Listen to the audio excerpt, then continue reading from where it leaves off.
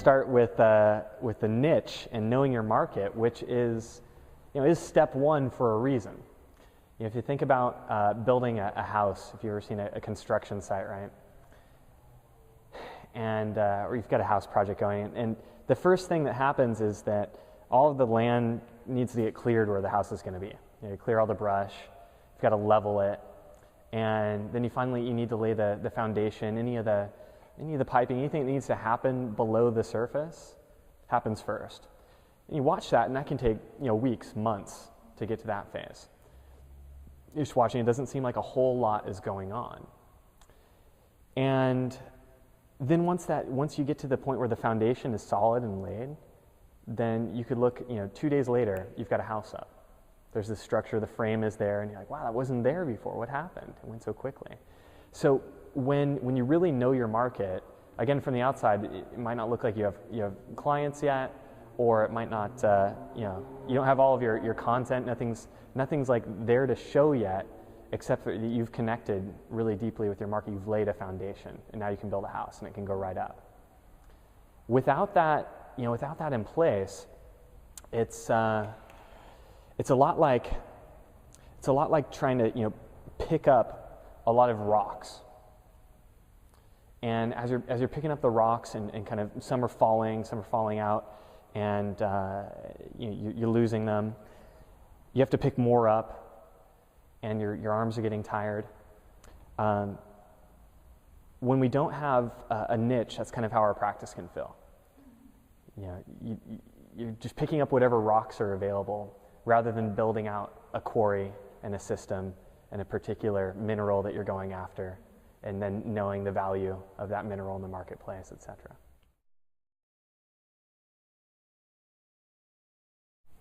So, one way that I often say about the power of having a niche is this. In this moment right now, just think of something white.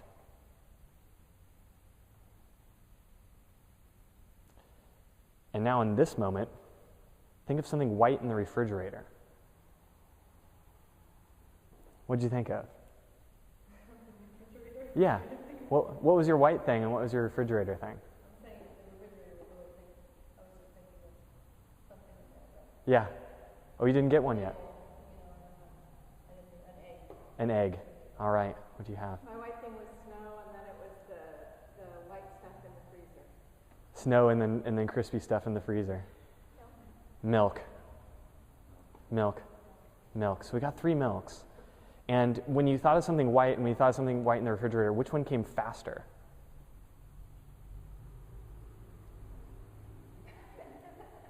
The snow came faster for you. The frost in the freezer is obscure. But the point is, we got 3 milks. And so that's the same thing that happens when somebody says, what do you do? And you can answer very clearly, I help this sort of person get or achieve this sort of result, or overcome this challenge, with or without this particular convenience, right? Basic template for an elevator pitch or a what do you do statement. I'm trying to write one of those for a year. Yeah. Well, let's make it happen today. Let's make it happen very soon here. There we go. When somebody hears that, they can very quickly self-identify and say, okay, either that's me and tell me more, or I know 5 people I got to introduce you to right now. So in terms of getting referrals and getting an immediate interest with a prospective client, a niche is essential. If the answer to that question is I'm an Ayurvedic practitioner,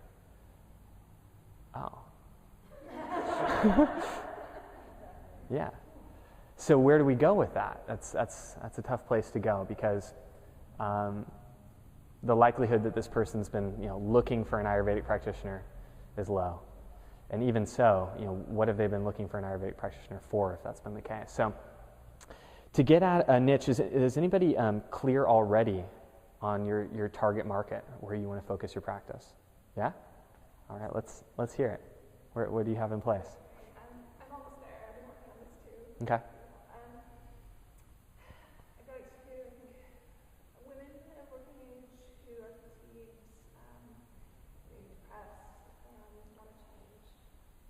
Yeah. So fatigue and depression would be the big challenges there. And then the demographic that you've targeted is women. And did you say like a particular range? Working age women. So, so your client's not a teenage girl, and it's not like a menopausal woman or beyond. All right. Yeah, that's an interesting one when I try to figure out how to identify that woman that's in between.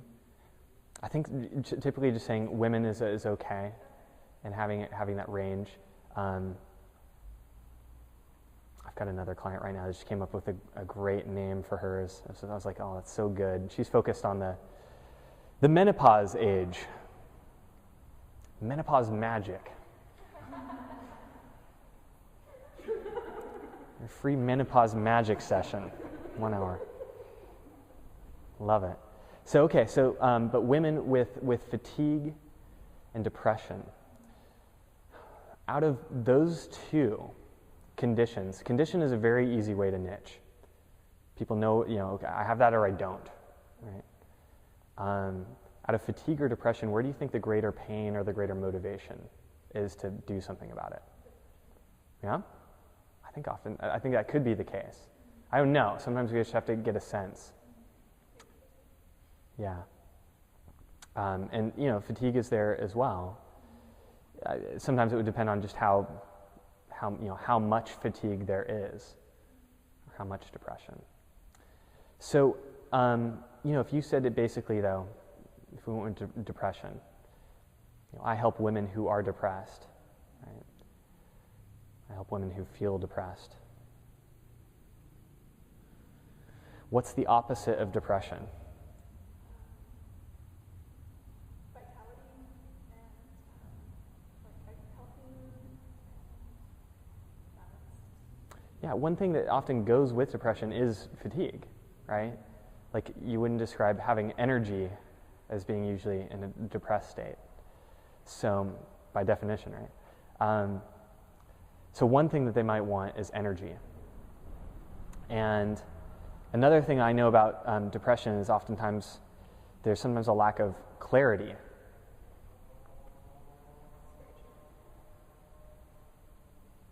So one thing that you might help, women who feel depressed do is get clear and energized. And the convenience part is basically saying, okay, if you were a depressed woman, and this is why the interview process is so important. Actually spending time out there asking women what's your biggest frustration with this depression? What's your biggest fear? What do you think is going to happen if you don't do something about this? How would you like things to be? Getting all of that information and digging down the rabbit hole, is you get at what are the things that they're concerned about that would need to happen to change it, or that they've tried that hasn't worked, or that they've tried that has worked but they weren't able to stick with. And then you can put the convenience piece in there. So it might be something like, one convenience obviously is that you're not going to be using pharmaceutical medications with side effects. And however they describe that, if that were a concern for them, that might be the convenience. So then it would end up sounding like, I help women who feel depressed get clear and energized without pharmaceutical medications.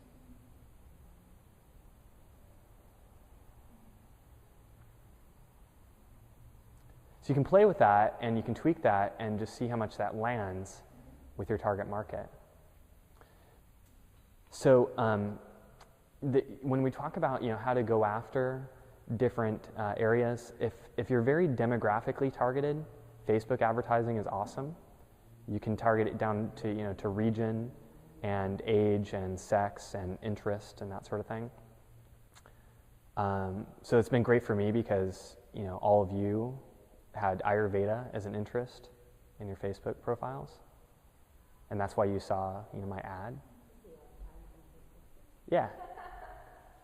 So that one's good. Sometimes with a condition, like people don't put depression as an interest. So you have other pay-per-click channels that you can use to really get that traffic quickly. You can use Google, you can use Bing, which is MSN's search engine. And what that will allow you to do is target by keyword, but also still by region.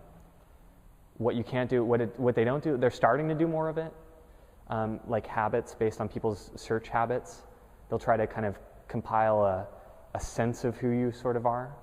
But Facebook, you've already told people who you are, so it's very easy to get at. And so the Google and Bing, it's just giving you whoever's checked that out. Yes, you can use keywords. Like, what are the sort of things that people would write when they have depression? And whereas Facebook's, the way that Facebook does is the more popular your ad is, the more clicks it gets based on impression, the more your costs come down. Other pay-per-click engines don't work in that same way. So you can stay pretty targeted and just get clicks that make sense.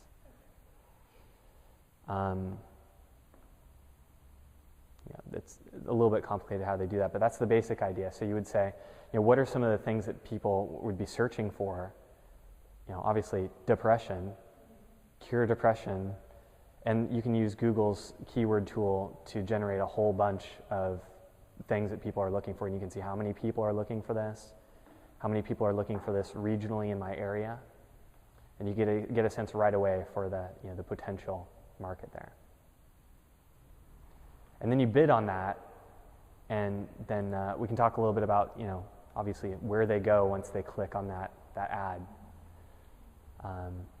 The other thing that's a very easy starting place is basically this approach where you go out to just your local network and you just say to everyone you know, hey, I'm building some programs for women to holistically treat depression, to address depression. If that's you, if that's ever something you've wrestled with, or if you know someone that could help me in this research, will you send them on to me so that I can have a quick interview call with them, or they can fill out this survey, and you can incentivize that. You can say, as a thank you, I'll enter you in a raffle for XYZ that may be of interest to women who are depressed.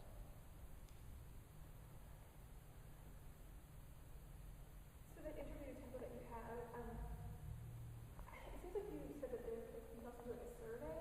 So is it the same? Yeah, same questions. What you can't do in a survey that you can do in an interview is drill down. So what about that makes that the biggest concern for you? Why is that the biggest frustration? What impact has that been having on you, that particular aspect of this? So as much as possible, we want to get to that place where we feel it viscerally. Like, your pain is my pain. Like, I get it. I'm resonating with where you're at a deep level. Then when I go back to write copy or marketing or content or anything, I go back to that place of connection, and I imagine that person across the table from me, and I write everything directly to that person. So now that when they read it as if, how does this person know me this deeply already and we haven't even met? So there are two things that happen with our marketing and advertising. We've got span and depth, just like our niche. So, you can have a whole lot of people seeing your business, your advertising, whatever. That's span. But depth is the responsiveness to that advertising. So if you had a list of 10 people, but you had 100% response rate, that'd be just as valuable as a list of, 1,000 people with a 1% response rate, right?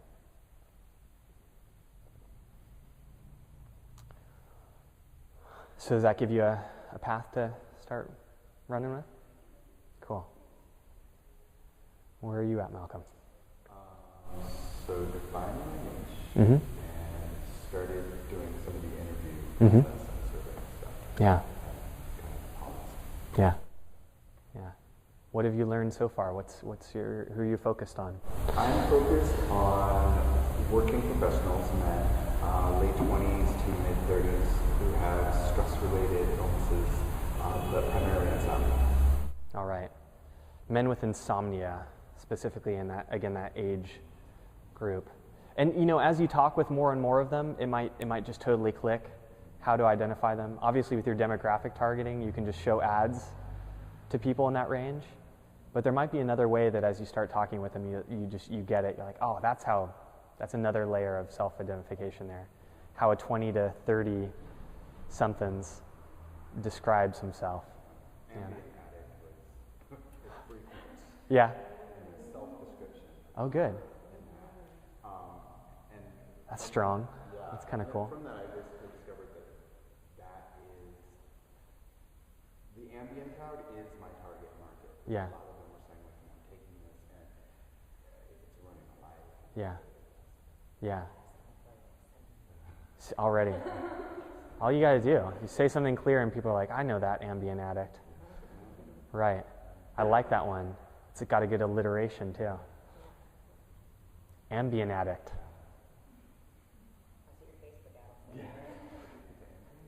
If you're a free 1 hour ambient addict session.